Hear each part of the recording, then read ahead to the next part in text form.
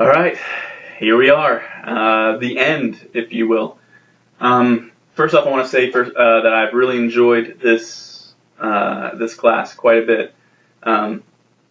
Those of you guys participating, it's been just really interesting to watch you guys kind of read and learn some classic stories, some good stories, some contemporary stories, and then your guys' blogs have been really fun to read for the most part.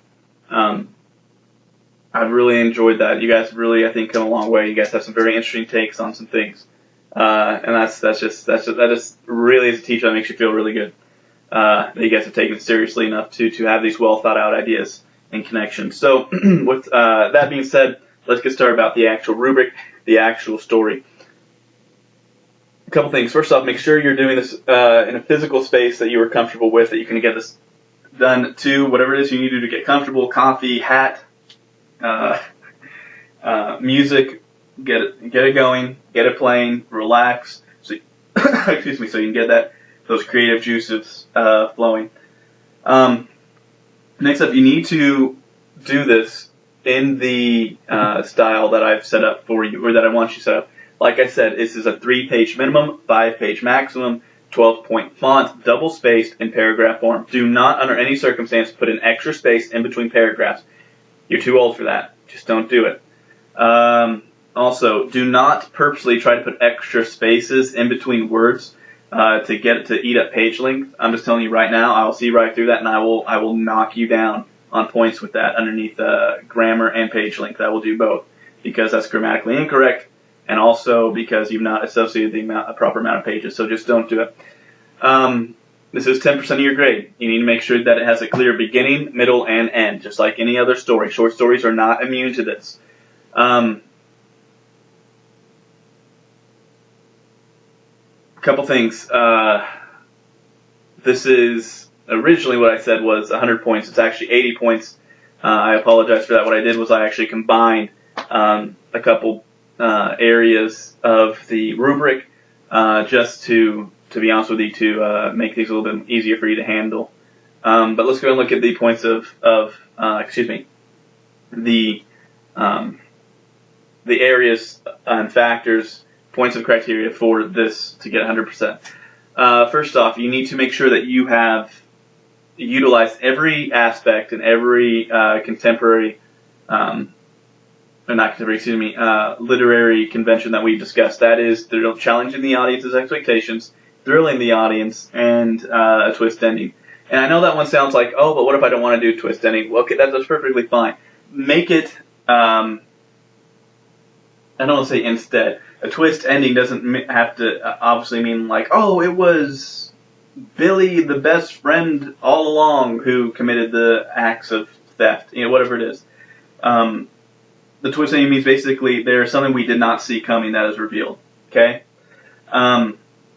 To get 20 points, you need to do that. Then obviously, guys, each category goes down by half. So the next category is 10, which means that if you don't do a category, you automatically drop down to like a B. Like, it's just not good. So you make sure you hit all these categories, ideally in the 20 range. Characterization. Each character is believable and well thought out. What I mean by this is very simple. If you want to get 20 points for this and get full credit for this factor, this particular area, you need to make sure that you, as the author, has created well thought out and believable characters. After that, it goes down to 10 points where the author's created well thought out characters, and then finally 5 points where it's like the author's created original characters. But they're not well thought out, they're not well rounded, they're not very creative. Now, I want to say this as well, and I know halfway through the rubric I'm going to go and say this though. Just because there's not a 0 category, it goes 20, 10, 5. I didn't list 0. It means you didn't do that.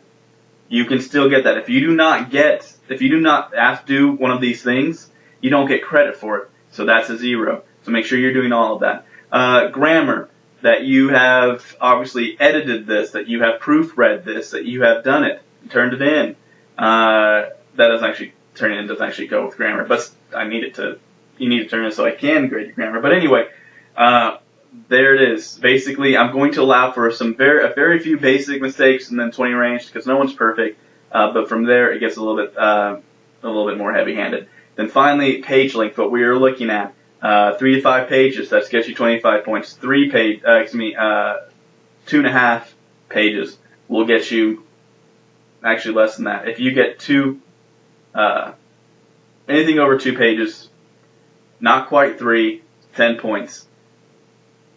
Anything under that, basically 2 pages and below, or actually not just that, I apologize, 2 pages, 5 points. Anything less than that, you're not getting credit for it because you've not been paying attention to the page length. Simple as that.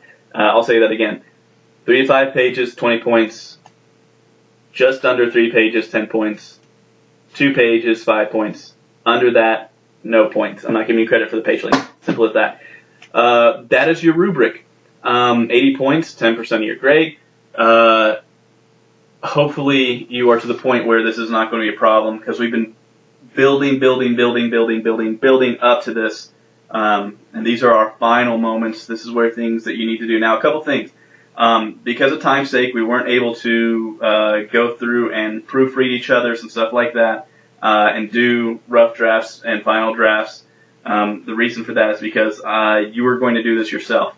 You are going to make sure that after you've written it, you read it again, that you proofread it, you find those grammatical errors, you find those holes in your story, and you fix.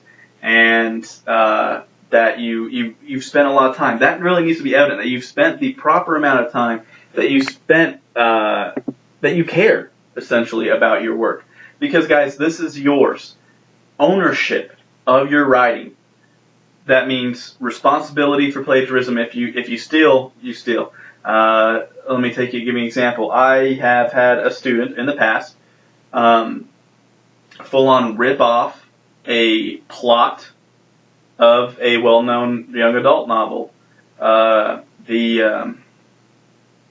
is it? City and Bones or something like that. I'm not familiar with it. And they, to be honest with you, they almost got over me. They did.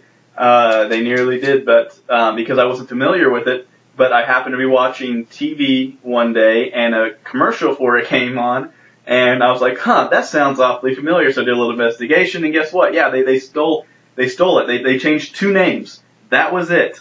That was it. Guys, that's theft. And you will take responsibility for that, because that was their writing, and they paid the consequence for that. Now, next up is, whenever I mean by ownership, I mean it's yours.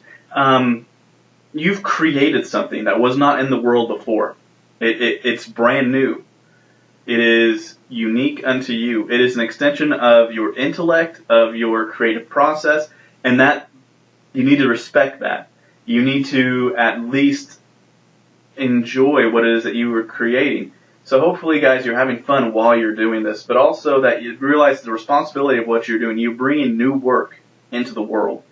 And that's something that is quite beautiful, and hopefully you have the respect for yourself to make sure that you are doing the best that you can, which means after you've written it, you read it, reread it again, edit it, and then make any changes you need to do. Yeah, so follow the rubric. Also, immediately underneath this rubric is a template for the basic setup of how people write short stories and how I want you to do it. Basically, on the right-hand side of the paper, you need to put your name, then new line, the date, new line, and the class, and then new line. Center it, and then that's where your title goes. Then you hit enter one time to get a new space. You tab over because we indent our paragraphs. Absolutely, you're not children, so indent your paragraphs, and get writing. That's what you need to do, and hopefully you will enjoy that. Guys, I really look forward to reading these. So with that, this is our final video. I hope you've enjoyed the course. I hope you've enjoyed it as much as I have, and hopefully I'll be doing this next year, and hopefully you'll sign up for it again. A couple things, those of you who have already expressed interest in signing up for this next year, we will not be doing the same things. It will still be a short story class, but we'll be looking at different literary conventions. We'll be having a different setup. We'll be writing some different things, and so I've learned a lot about this setting this because it's my first online class. I've learned a lot this summer, and hopefully probably just as much as you have. Not so much about the short story thing as I'm teaching it, so I'm already familiar with it, but the online class and the possibilities that we have open up to us next year. So I'm really excited about that. So hopefully just keep that in mind. I will see you guys. Enjoy your summer. I can't wait to see you guys at school again. And let me know what you thought of the course overall. If you just want to send me a quick email, I would really appreciate that. Just tell me what are some of the weak points, really. That's what I would like to know about, the weak points of this course. And our setup, maybe some strengths that are good, that I know what to capitalize on.